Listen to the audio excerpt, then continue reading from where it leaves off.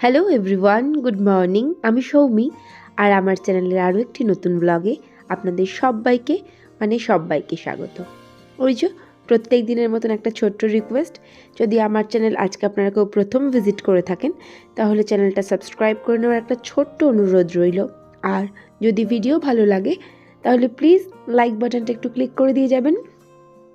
ঠান্ডাটা কিন্তু বেজায় পড়েছে, আর আমাদের এখানে রানাঘাটের টেম্পারেচার তো উত্তরোত্তর নামতে থাকবে। তো এখন বেশ কম। তো এখন সকাল বাজে ধরুন এই 6টা মতন, আর বাবুয়ের আজকে লাস্ট এক্সাম। তো ওকে আমি ডাকছিলাম সকালবেলা, যদি উঠে এবার একটুখানি বইটা নিয়ে বস। তো বললো মাম্মা আর 2 মিনিট শুয়ে নি। তো ওই 2 মিনিটটা তো একটু পর বেশিক্ষণই হয়ে যায়। যাই হোক, তো আমি সোজা উঠলাম। উঠে আজকে আমি একটু ব্যস্ত ছিলাম, তো উঠে আমি আমার কাজগুলো করে নিলাম। আর নিয়ে তারপর তার মধ্যেই বাবুই উঠে পড়েছিল আর বইটা নিয়ে বসেও ছিল। তো নিজেই রেডি হয়ে গেল। আর এই যে ওস্তাদ আমার পাপার গাড়িটা ওর নিজেই বার করে ফেলবে। ওর বাবা একদিন বলেছিল যে তুই বার কর, ব্যাস তারপর থেকে আর আনন্দে পাল খেয়ে থাকে সারাদিন।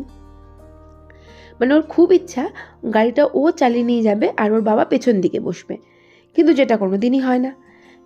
অ্যাকচুয়ালি সকালবেলা একটু তাড়াহুড়োতে থাকে, তো সকালবেলা গাড়িটা তমালি চালায়। আর যখন ও ফেরে না, তো তখন প্রত্যেক দিন গাড়িটা ওই চালিয়ে নিয়ে আসে। এই যে দেখছেন না মুখটা কেমন ভোতা করেছে, সেই জন্য পাপা ওর গাড়িটা চালাতে দেয়নি ওকে। তো যাই হোক, বাবুই চলে গেল আর আমি স্নানটা কমপ্লিট করে সোজা ঠাকুর ঘরে চলে এলাম। আজ যেহেতু বৃহস্পতিবার, একটু তো তাড়া থাকেই পুজোর। তো ঠাকুরের জন্য একটু ফল কাটলাম, আর এই যে প্রদীপটা আমি জেলে ফেললাম।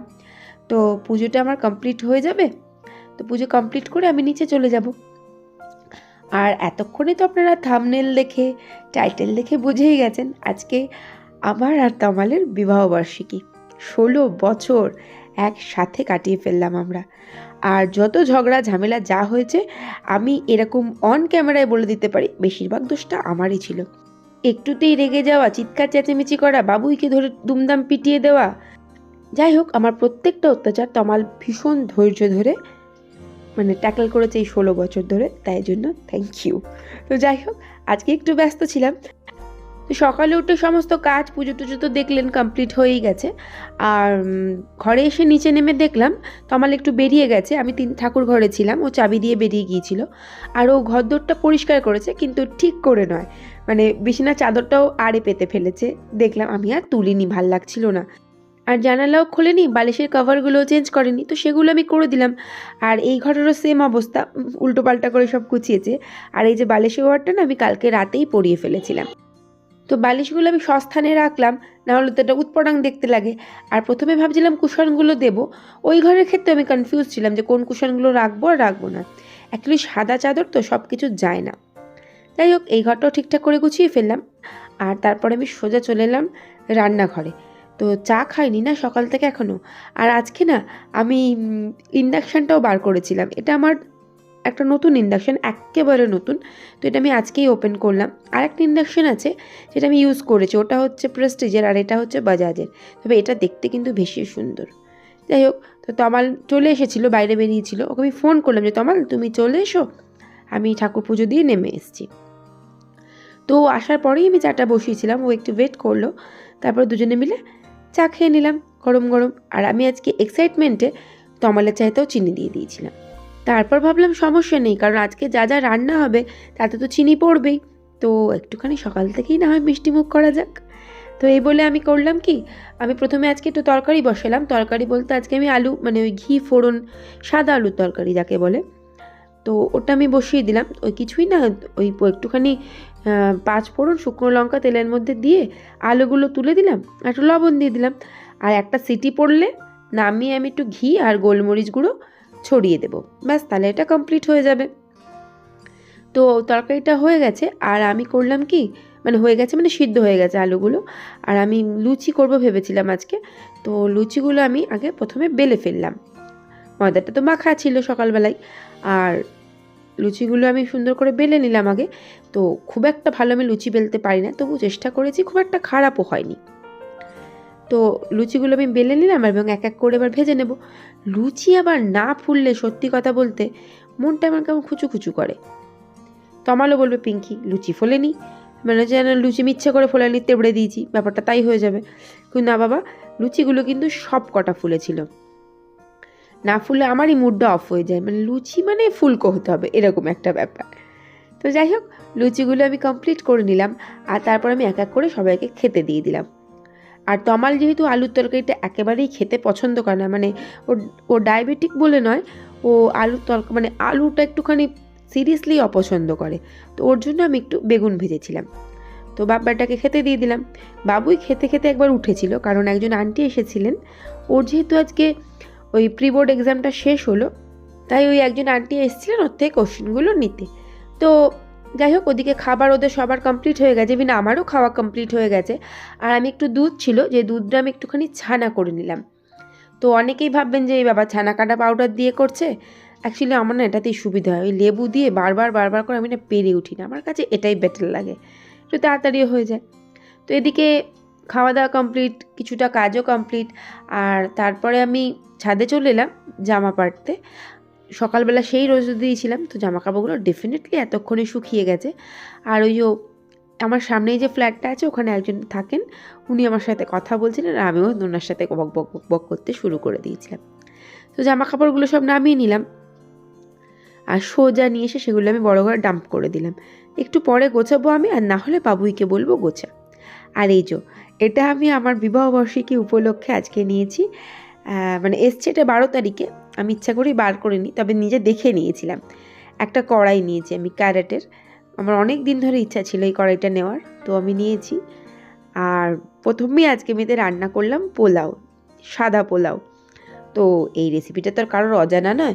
প্রথমে আমি চালটা ধুয়ে শুকনো করে একটু গরম মশলা, গুঁড়ো গরম মশলা, ঘি আর আদা বাটা দিয়ে একটু মাখিয়ে রেখেছিলাম আধা ঘন্টা মতন।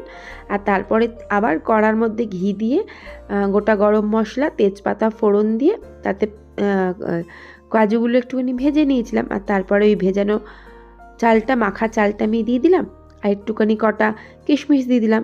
আর যা চাল সেই বাটি মেপে ডবল জল, ব্যাস ফুটন্ত জল ঢেলে দিলাম। আর একটুখানি 10 মিনিট মতন থাকার পরে যতটা পরিমাণ মতন চিনি লাগবে, লবণ লাগবে, আমি সব দিয়ে দিলাম।